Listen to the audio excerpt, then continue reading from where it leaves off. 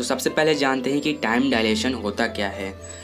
For example कि आपकी as मान ली अभी 15 ईयर है और आप एक ऐसा स्पेसशिप क्रिएट किए जो लाइट की स्पीड से ट्रैवल करती है।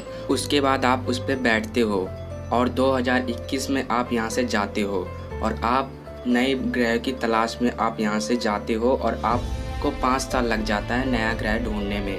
और आप पूरी लाइट की स्पीड से आप ग्रहों को और तारों को ढूंढ रहे हो, उसको फाइंड कर रहे हो, उसके बारे में पढ़ रहे हो, रिसर्च कर रहे हो, एक्सेट्रा ये सब करो। उसके बाद ये सारी रिसर्च वगैरह जितनी भी हो गई, उसके बाद आपको वापस आपको धरती की याद आ गई, आपको अपने भारत की याद आ गई, क्योंकि ये धरती हमारी माँ है, इसीलिए आप वापस अपनी धरती पर वापस आते हो।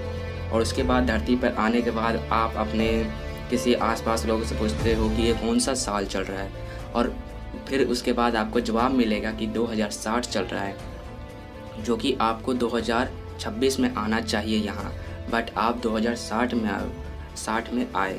बट अब सवाल ये उठता है कि ये कैसे पॉसिबल है। हम तो 5 साल ट्रैवल करके आए, तो हमें 2026 में ही आना चाहिए था ना, बट ये 2060 कहाँ से आ गया। अब मैं इसका जवाब बताता हूँ। ये आइंस्टाइन द्वारा बताया गया है। आइंस्टाइन द्वारा ये बताया गया है कि जब भी कोई चीज़ लाइट की स्पीड से, यानी पूरी स्पीड से, उसकी स्पीड की कोई लिमिट ही ना हो, पूरी स्पीड में जो ट्रैवल करता है उसके लिए टाइम बहुत स्लो हो जाता है। और वैसे ही आपके साथ ही हुआ, क्योंकि आप पूरी ऐसी स्पेसशिप तैयार की है जो लाइट की स्पीड से जाती है, और उसकी स्पीड तो इतनी इनफाइनाइट है, इतनी स्पीड है कि जिसे कैलकुलेशन करना भी बहुत मुश्किल है। उस स्पीड से आप रिसर्च करने के लिए, ग्रहों को ढूंढने के लिए, ये सब चीज़ों के लिए आप गए।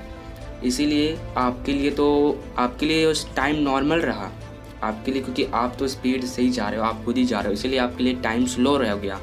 बट बाकियों के लिए टाइम वही का वही है। इसीलिए जब आप वापस आए तो आपके लिए तो टाइम स्लो है, इसीलिए आपकी एज तो 20 साल ही हुई, क्योंकि आपकी एज 15 ईयर थी और आपने 5 साल ट्रैवल किया, इसीलिए आपकी एज 20 ईयर है। बट जब आप अपने फ्रेंड्स को देखोगे, जो पहले के 15 साल वाले फ्रेंड्स को देखोगे, तो 60 या 70 साल के हो गए होंगे, बूढ़े और खास रहे होंगे। तो यही होता है टाइम डायलेशन का मतलब। आई होप आपको ये टाइम डायलेशन का मतलब समझ में आ गया होगा।